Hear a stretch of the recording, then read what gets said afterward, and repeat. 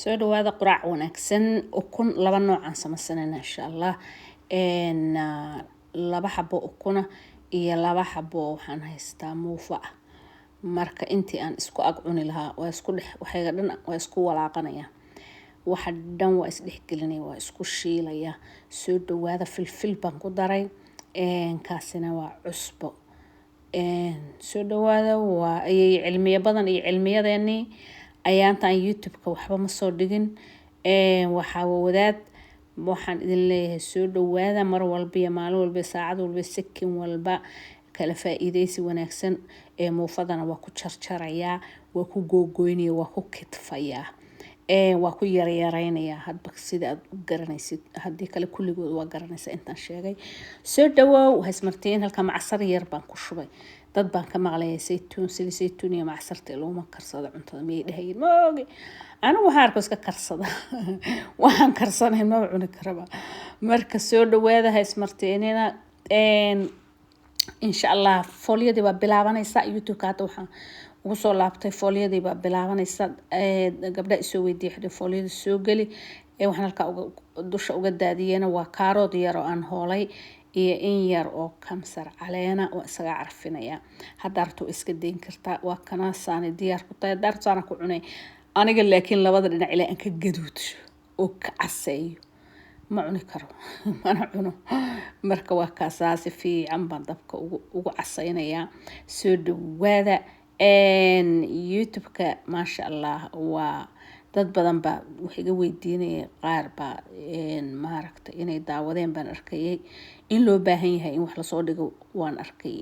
marka waan soo dhigaya insha Allah waa kana sanay u diyaar u tahay adiga waa iska pizza caadiya pizza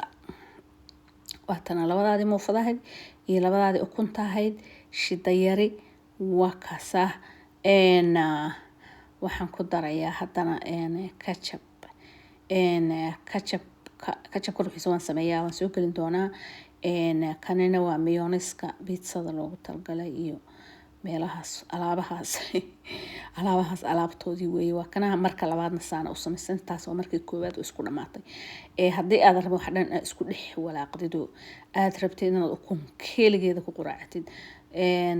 keligeeda lagu quraacan karaa laba xabo ukuna dee kan waa cusbada himilay salt aniga cusbadaana jecelahay badanaa inaan ku darsado kii hore ku daray oo cusbada caadiga waa arkayseen laakiin marmarkana tanaan tumaan ku darsadaa waa cusbo macaan oo dhanaan oo fiican waa ka saakana waa kaabash la qalajiyay bagal baa ku qoran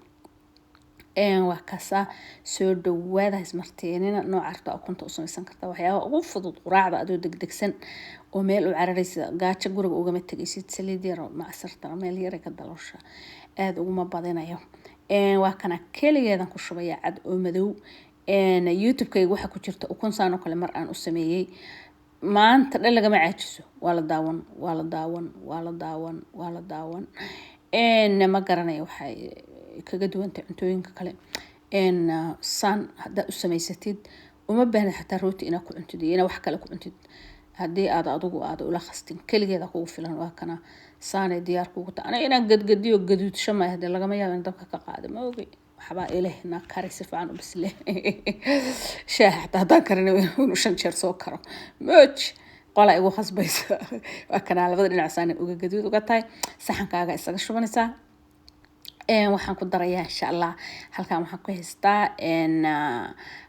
kaas waa isna waa mayonnaise kale oo nooc kale ah